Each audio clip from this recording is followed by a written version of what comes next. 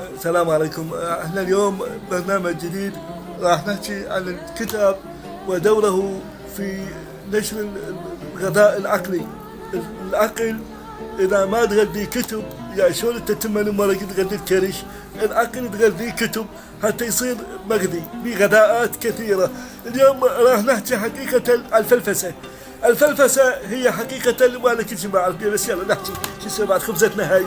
عندنا كتاب هذا اسمه سيكولوجية العدوى، راح أهلهل هذا. المهم، فهذا الكتاب كلش مهم للي يقراه، وحتى اللي ما يقراه هم مهم. إيه، حتى جوا المخدة هو يدخل جوا بالحلم. طابعينه غلط هذا. لا مو طابعينه هذا لازم غلط. ايش هسه لزمتها صح هيك. الكتاب يقول هاي شو هم غلط. منين يكتب الكتاب هذا ظاهر خطأ مطبوعي.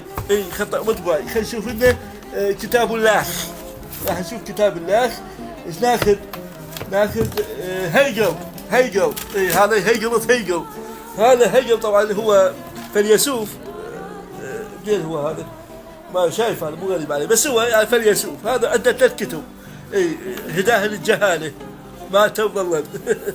اي هذا طبعته حلوه. شوف يقول لك: صدقا ان اقول انني ببساطه لست سوى علاقه مع ذاتي. يعني شلون تسوي علاقه؟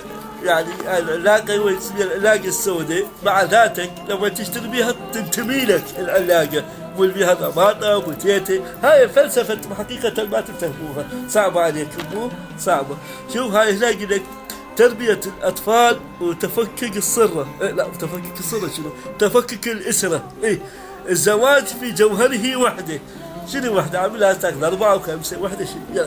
رغم إنها وحدة داخلية. أنا أخوك صارت داخلية. أشوفكم باكر.